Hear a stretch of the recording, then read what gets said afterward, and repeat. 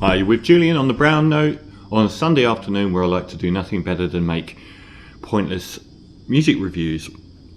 Now, a perfect 10, which is my into every now and again I'll review an album which is one of my favourites of all time, which I've listened to over and over. And as I said, I think in the last one, the Sufjan Stevens one, I don't believe Flawless is 10 out of 10, because Flawless could be 7 out of 10 and nowhere near reach skyscraping heights of originality or genius. This one's both. Ladies and gentlemen, we are floating in space by Spiritualized from 1997, an album that at the time the New Musical Express gave Album of the Year to, ahead of OK Computer by Radiohead. It is a better album by a band than OK Computer that year. That was a pivotal year in British music because the most fertile period of British music since the 1960s was, or the post-punk era, was probably 1989 to around 1994, where across techno and big beat and trip hop and shoegaze and Britpop, eventually there was so much scenes music going on. And then Oasis came along with their enormous jackboot and Britpop and squashed it all dead. So what you've got in 1997 is there's no more scene music. You've got a lot of bands like Spiritualized, like Radiohead, and importantly, the Verve's Urban Hymns came out that year too, very importantly for this story.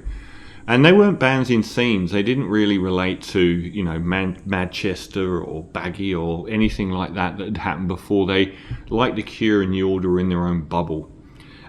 Spiritualized had emerged off the back of the duo of Jason Pierce and Sonic Boom, who still makes great music to this day. And so does Spiritualized. Their last album, Everything Was Beautiful, was fantastic in 2022. Didn't get the attention it deserved at all. But he and Sonic Boom formed a band called Spaceman 3 in the 1980s, releasing several albums and becoming hugely influential in the genres of things like space rock and drone music and noise music and so on. He, once they split, formed Spiritualized, who had Pure Phase and Laser Guided Melodies, another classic album, come out at the start of the 90s. They were very much more sort of dirgy and much more sort of built around these repeating Velvet Underground riffs. That wasn't what happened with Ladies and Gentlemen, We're Floating in Space, an album of incredible depth in songwriting and arranging and usage of a full-blown choir and orchestra and enormous ambition. How, like, the chances of you getting an indie band to have that level of budget today is unthinkable. How he did it, I don't know, but it is for me one. Well, when I did my 30 favourite albums of the year, not the ones that I said are the greatest, my favourite album was Astral Weeks by Van Morrison. My second favourite album of all time was Ladies and Gentlemen, We're Floating in Space by Spiritualized. The theme which opens the album, the opening voice you hear is this discombobulated voice in a supermarket, I believe, or that's what it sounds like, saying "Ladies and gentlemen, we are floating in space." Comes from the novel Sophie's World by Jostein Gaarder. Only philosophers embark on this perilous expedition to the outmost reaches of language and existence. Some of them fall off, but others cling on desperately and yell at the people nestling deep in the snug softness, stuffing themselves with delicious food and drink. "Ladies and gentlemen," they say, "we are floating in space, but none of the people down there care." A bit like Beck's Sea Change, it's an album that's become synonymous with heartbreak and being a heartbreak album, because the relationship between Jason Pierce and the Spiritualized keyboard player Kate Radley had badly broken up, and she had secretly married Richard Ashcroft, the lead singer of The Verve. As far as indie scandals go, I don't think you can get any better than that. And it clouded the whole album as being his reaction to that. He has kind of denied that it was, saying that some of the saddest songs were written before the breakup. But it's certainly an album that is it is an album which is thematically links three things, and that's why it's thematically at its strongest, is the fact that it takes these three things and shows the similarities between them. One is drug addiction, two is obsessive love and heartbreak, and three is religion. And that is woven through the album. More than a heartbreak album, it's a heroin album.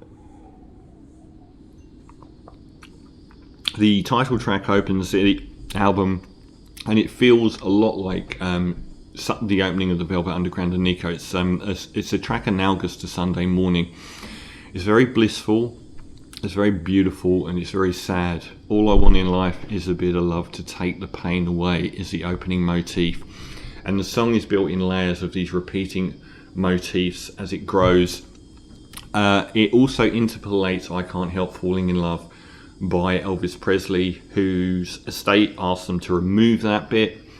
And then from around 2009 it's been put back into the song, so that's the version that you'll get now. I only heard that version for the first time when I was very lucky to watch Spiritualized play the entire album at the Sydney Opera House with a choir and an orchestra, and I burst into tears hearing it the first time. It was so emotionally overwhelming, like just the whole choir just went straight into I Can't Help Falling in Love. It was an amazing moment, and it's a stunning way to start the album. As grand as something like Plain Song by The Cure on Disintegration. Come Together is the rockiest track on the album. It's got a really roomy groove. It almost reminds me a bit of Primal Scream. It's a very, very heroin song. The tracks of time, those tracks of mine, they dulled the pain but killed the joy. And it swears all the way through. It's got lots of trumpets and gospel music going on. It's a fantastic track, and probably the most hard driving groove on the whole album. There are two centerpieces on the album, and the alpha centerpiece is Think I'm in Love, which is an astonishing 8-minute piece of music, the longest track on the main part of the album. And it does what Jason Pierce does really, really well, which is build songs on simple motifs that grow. And it just grows minute after minute. He can do something very small with a couple of notes on a guitar and just build it. It's almost mathematical. The lyrics start very dreamy and very, very heroin-y. Love in the middle of the afternoon, just me and my spike and my arm and my spoon. But then once it kicks into this coda that lasts for about 6 minutes of its duration, which is the main part of the song, you get this incredible call and response lyric. Think I'm in love, probably just hungry. Think I'm your friend, probably just lonely. Think I can fly, probably just falling. It's like one voice is offering this optimistic romantic vision that's immediately cut down with this incredibly sour rebuttal. And like most of the album, when the instrumentation is not in a dirge, the soundstage is so beautiful on this album. Several of the tracks are like that, and the follow-up as well. All of My Thoughts is beautiful. It's the first time that the album goes into full-blown atonal free jazz noise. And then like at the end of each noise passage, it's got this really exciting rebirth that's very dramatic and satisfying, like it's heading off into a new song. Stay With Me is the most warm and nostalgic romantic song on the album. It's not as heartbroken. It's very, very beautiful. It's got these cascading riffs, which make it sound like Christmas. It's gorgeous. Electricity was the single, and it's a very fine track. It's a thrilling track. It's driving, and like a lot of David Bowie albums, the single is often the least interesting track on the album, and I kind of feel that way here. It's the one track on the album I could imagine an up-and-coming indie band making who really like the Velvet Underground. Whereas I think even in a Spiritualized discography, this album is apart from their music or other people's music. But it's still a fine song. Home of the Brave is a fragment of heartbroken lyrics at the start. Sometimes I have my breakfast right off of a mirror. Sometimes I have it right out of a bottle. It's pretty dark stuff, and then it goes into noise music for the rest of its duration, which is continued by the following track, The Individual, which is basically one long track as the noise motif. Very John Coltrane, mid-60s, and Miles Davis as well. I said the alpha centerpiece of the album was Think I'm in Love. The omega centerpiece is the unbelievably beautiful track Broken Heart, which is the saddest song on the album. It just feels completely desolate, but it's lifted by one of the most beautiful uses of strings in all of music, I feel, which just transcendental, just goes on and on and on, tapering and tapering. Reminded me of one of the most beautiful individual fragment of music composed for film for the movie Contempt by Jean-Luc Godard, which you may know much better as Martin Scorsese used that music and that particular bit extensively in the movie Casino. If you remember when De Niro goes to meet Joe Pesci in the desert and there's this long tracking shot of the car, and he says about how he's normally got, a 90% chance of coming home, and now he's got a 50-50. That's the music. It's used quite a few times. It's the saddest song. It's so beautiful. And I'm wasted all the time. There's a last freak out with No God Only Religion. On a remarkably noisy album for something that is often so pretty and so well produced. If you sort of had a chilled out afternoon, if you know what I mean, you'd probably have people saying, it's a bit much, isn't it? Because you do get these minutes of absolute noise dirges. The album proper finishes with Cool Waves, which it sounds like a South Pacific song. It reminded me of there's a bit in the movie The Thin Red Line by Terrence Malick where they're walking along the beach and there's this incredibly warm piece of music they must have composed for the film playing, and it reminds me of that. But it's also a counterpoint to the title track that opens the album in that it feels a bit nursery rhyme as well, and it's many things at once. One interpretation could be it's like coming out of being heartbroken. The other is it's in falling into the warm embrace of death.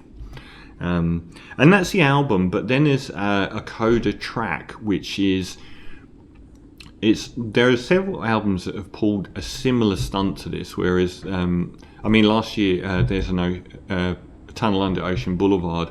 The album kind of finished, and then there were these sort of 3 tracks tagged on to the end that did slightly different things. I'm thinking of the album Screamadelica by Primal Scream and the Dixie Narco EP, which came out after, which can kind of tag on to the end of the album. And I'm thinking of Sister Feelings Cool from Simple Minds, which kind of works in the same way as an extended coda to the album Sons and Fascination, where it seems to use the parts of the album in a different way. Cop You Cop goes on for 17 minutes. It's got the best groove on the whole album, I think, and it's got Dr. John, the New Orleans legend, on piano, and some lyrics by John Prine as well, including something that almost reminds me of Patti Smith's Horses, the opening.